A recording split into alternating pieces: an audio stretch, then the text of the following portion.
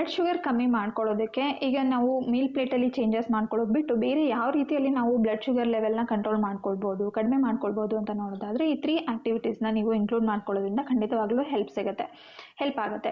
So ಯಾವುದದು ಅಂತಂದರೆ number 1 ಒಂದು ಆ್ಯಪಲ್ ಸೈಡರ್ ವಿನೆಗರ್. ಅಂದರೆ ನಿಮ್ಮ ದೇಹ ಪ್ರಕೃತಿಗೆ ಹೊಂದುತ್ತೆ ಅನ್ನೋದಾದರೆ ನೀವು ಆ್ಯಪಲ್ ಸೈಡರ್ ವಿನೆಗರನ್ನು ಸೇವಿಸುವಂಥದ್ದು ಅರ್ಧ ಗಂಟೆ ಬಿಫೋರ್ ಫುಡ್ ತಗೊಳ್ಳೋದ್ರಿಂದ ನಿಮಗೆ ಬ್ಲಡ್ ಶುಗರ್ ಲೆವೆಲ್ 30% ಅಷ್ಟು ನಿಮಗೆ ಕಡಿಮೆ ಆಗುತ್ತೆ.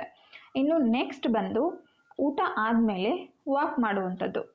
ಈಗ ಬೆಳಗ್ಗೆ ತಿಂಡಿ ಅಥವಾ ಮಧ್ಯಾಹ್ನ ಊಟ, ರಾತ್ರಿ ಊಟ ಆದಮೇಲೆ ಲೈಟ್ ವಾಕಿಂಗ್, ಬ್ರಿಸ್ಕ್ ವಾಕಿಂಗ್ ಅಲ್ಲ, ಊಟ ಆದಮೇಲೆ ಒಂದು 10 ಮಿನಿಟ್ಸ್ ಬಿಟ್ಟು ಲೈಟಾಗಿ ವಾಕ್ ಮಾಡುವಂಥದ್ದು, ಒಂದು 10 to 15 ಮಿನಿಟ್ಸು. ಸೊ ಈ ರೀತಿಯಲ್ಲಿ ವಾಕ್ ಮಾಡೋದ್ರಿಂದ ನಿಮಗೆ ಏನು ಡೈಜೆಷನ್ ಸ್ಟಾರ್ಟ್ ಆಗಿರುತ್ತೆ, ಅದರಿಂದ ರಿಲೀಸ್ ಆಗುವಂಥ ಶುಗರ್, ಗ್ಲೂಕೋಸ್ ಏನಿರುತ್ತೆ ಅದು ನಿಮಗೆ ಮಸಲ್ಸಿಗೆ ರೀಚ್ ಆಗುತ್ತೆ.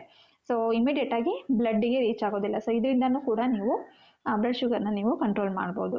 ಇನ್ನು ಇದರಿಂದನೂ ಕೂಡ ಪೋಸ್ಟ್ ಮೀಲ್ ವಾಕಿಂಗಿಂದನೂ ಕೂಡ 30%ವರೆಗೂ ನೀವು ಬ್ಲಡ್ ಶುಗರ್ನ ಕಡಿಮೆ ಮಾಡ್ಕೊಳ್ಬೋದು. ಇನ್ನು ಮೂರನೇದು ಏನಂತಂದರೆ, ಈಗ ನಿಮಗೆ ಡೆಸ್ಕ್ ವರ್ಕ್ ಇರುತ್ತೆ, ನಿಮಗೆ ವಾಕ್ ಮಾಡೋಕ್ಕಾಗಲ್ಲ. ಸೊ ಅಂಥ ಟೈಮಲ್ಲಿ ನೀವು ಕೂತಲ್ಲಿಯೇ ಪುಷಪ್ಸ್ನ ಮಾಡುವಂಥದ್ದು, ಅಂದರೆ ಕಾಫ್ ಪುಷಪ್ ಅಂತ ಹೇಳ್ತೀವಿ. ಕೂತಲ್ಲೇ ನೀವು ಕಾಫನ್ನು ರೈಸ್ ಮಾಡುವಂಥದ್ದು, ನಿಮ್ಮ ಆ್ಯಂಕಲನ್ನು ರೈಸ್ ಮಾಡಿ ಕಾಫ್ ಮಸಲ್ಸ್ನ ಟೈಟ್ ಮಾಡುವಂಥದ್ದು. ಸೊ ಈ ರೀತಿಯಲ್ಲಿ ಮಾಡೋದ್ರಿಂದ ನಿಮಗೆ 70%ವರೆಗೂ ನಿಮ್ಮ ಬ್ಲಡ್ ಗ್ಲೂಕೋಸ್ನ ನೀವು ಕಡಿಮೆ ಮಾಡ್ಕೊಳ್ಬೋದು. ಸೊ ಈ ಮೂರಲ್ಲಿ ಯಾವುದು ನಿಮಗೆ ಕನ್ವೀನಿಯೆಂಟ್ ಆಗುತ್ತೆ ಅದನ್ನು ಅಳವಡಿಸ್ಕೊಳ್ಳಿ ಮತ್ತು ನಿಮ್ಮ ಬ್ಲಡ್ ಶುಗರ್ ಲೆವೆಲ್ನ ಕಂಟ್ರೋಲಲ್ಲಿಡಿ.